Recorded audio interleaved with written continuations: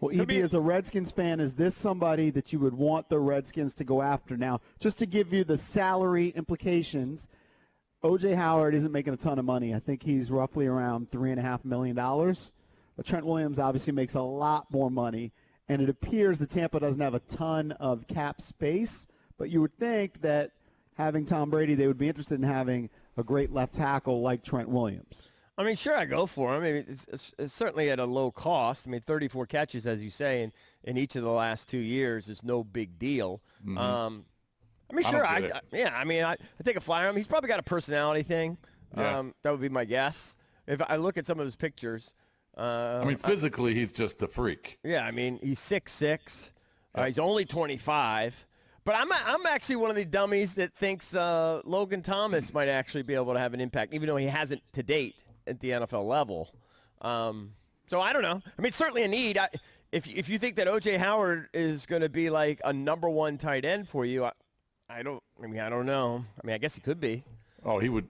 Yeah, I mean, he would be for us, with right? the cast that they have. Yeah, he would be the number one. But is he a top 10 tight end? No, I don't think so. Maybe he's got the talent, and the upside, but he's not a top 10 tight end. Rivera's offense based on the in numbers. Carolina had a lot of Greg Olsen worked in there, so maybe he looks at him and says, I can turn this guy into a close approximation of what Olsen gave me in Carolina. Where do they like price? Where do they rank him like a Pro Football Focus in terms of like targets? Like, does he have good hands?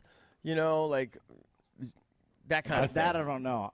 Yeah. I saw Chad had a back and forth with Daniel Jeremiah Yeah. On Twitter yesterday when Chad asked him, may I ask how you feel about O.J. Howard as an option for the Skins at tight end? Yeah. Jeremiah responded, he's better than all of the tight ends in this class that are coming out. Uh-huh. Mm-hmm. So he likes them better than the current crop that are available. Who's the highest rated tight end coming out?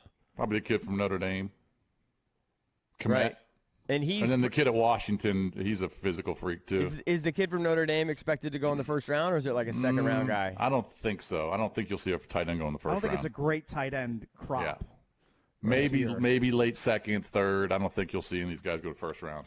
Right. It's weird because I think that tight end is a critical position, and you got to have more than Jeremy Sprinkle, but I don't think you have to be the world's greatest athlete or the best to thrive at that position if you're targeted and if you're a premier athlete. You know what I mean? Like, I don't think you have to be some sort of elite world beater coming out of college to excel at that position. No, but if you're 6'6", 250 and you can run, you're just a mismatch for everyone who's going to try and so he cover might you. he might have the tools, even though he's never been elite yet. He might have the tools that you could work with. But it just doesn't make sense that Tampa, who feels like they're on the cusp now that they got TB, I don't understand why they want to get rid of him. Especially for a guy in Brady who likes to feature tight ends. Like you That's would what I'm think saying. that would make a lot of sense. It's not good. It's not good for whoever gets him that they're trying to get rid of him. So unless you just want to deal with it, maybe he's a headache. Who knows? Apparently he wants a contract extension or a new contract. So he's in an option year. So his contract will expire, and he wants big money. Well, there you and go. They might just not see him as a big money tight end. Well, maybe he's got the incentive to go out there and put up big numbers because he does want that contract. Right.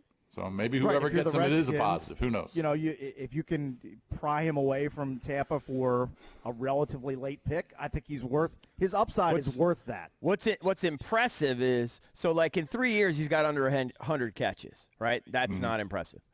But what's impressive is his yards per catch, right? 15 and a half yards for a tight end. That looks pretty juicy to me. Yeah. That looks pretty he's like a juicy receiver to me. He's like an extra receiver. Yeah. What do you think is the priority? And maybe we can throw this out to callers at 800-636-1067. If you had to prioritize getting a tight end or wide receiver in the draft, what do you want to see the Redskins do first? I always, especially with the receivers coming out this year, I always go receiver. Yeah, I think the receiver class is so much better than the tight end class. I think you can just get a better quality option at wide receiver than you can at tight end. And again, I think you can manufacture a tight end more than you can manufacture a premier receiver. Right. But do you think the need is greater at wide receiver for the Redskins? You've got McLaurin. Harmon showed some stuff. Sims showed some stuff last year. I feel like, you could get by I don't feel with the like wide that's receivers enough, they though. have. I don't think Especially- you could get by with the tight ends they have. I think it's a race. With a young developing quarterback, I want to give him every chance to succeed. And if that means taking a wide receiver with that 66th or 108th pick for the Redskins, I'm going to strongly consider Right, but doing Cakes, it's a lot easier to target your tight end than it is your receivers. In my True, opinion. and maybe Rivera thinks that Logan Thomas, if he's given more opportunities, can be a guy that can catch, 45, 50 balls. That's what I Something think. in that range. That's going to be crazy. You guys will make fun of me when he has 6 catches. Oh, I know. I always overshoot with catch numbers. Yeah. I did it every year with Josh Doxson was here. I mean, he's never had more than 16, and last year was Yeah, the but most. he hasn't started that many games in his career. Right, he started 8 games his entire career. Right. I think they're going to address that. But when it comes to receivers, I don't know about you, Cakes, but I want guys who are high draft picks on my team. I want them to be first, second, maybe third-round picks. I don't Well, it's want not going guys- to be a first.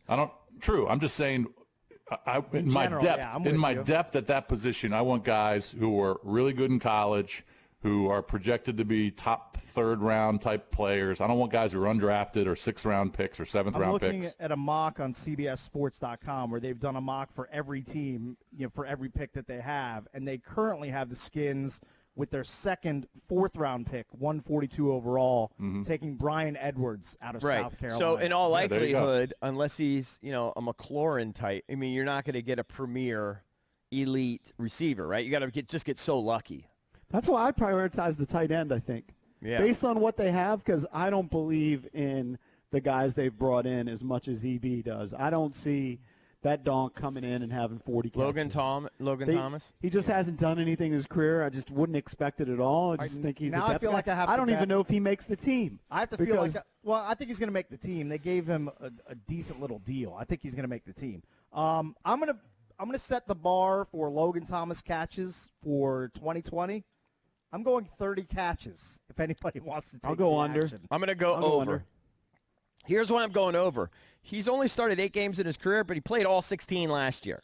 Right. He played 12 the year before, 12 the year before that, and he's a converted quarterback. So he could just be a late bloomer. Right. You know he's a great athlete. And let's be honest, all he has to beat out at this point for catches is Richard Rodgers, who has a checkered injury history, and Jeremy Sprinkle. Right. And whoever Right. they might bring in via the draft. I mean, Remember Richard Rodgers' father's on the staff. Yep. Yeah, so whatever. what is that is my response to that. Yeah. I don't think he's going to be the starter and for week 1, but that's just me. Logan Thomas. Yeah, I think they'll address it. They'll add somebody else. They probably would start Sprinkle just because they have for the last few years. I'm telling you, I prioritize the tight end, and this is why. A lot of times receivers, McLaurin's the outlier. A lot of times receivers come into the league and they struggle that first season. So if they draft somebody in the 3rd or 4th round, I can't see them beating out Kelvin Harmon, who I That's right. understand was a 6th-round pick, Jason, but he did show them a little something. Oh, he last showed year. he could play. could To what play. extent, we don't know, but he deserves to be in the league. Right, and I think the slot is I don't gonna know if be- he's your true number 2, though. I want someone better than that not- as a true number 2. Ideally, they should have addressed that via free agency. I agree with you. All right, well, they but tried. they didn't, and so you've got McLaurin as your 1, and the slot is going to probably be Steven Sims. Why is everybody snoozing on Cody Latimer? Brought him in the offseason. Him and all of his, what does he have, 40 Well, look, catches in his if, career? if they Right. draft Get up. someone like T. Higgins out of Clemson, he's going to start over Kelvin Harmon. Yes, I agree with that.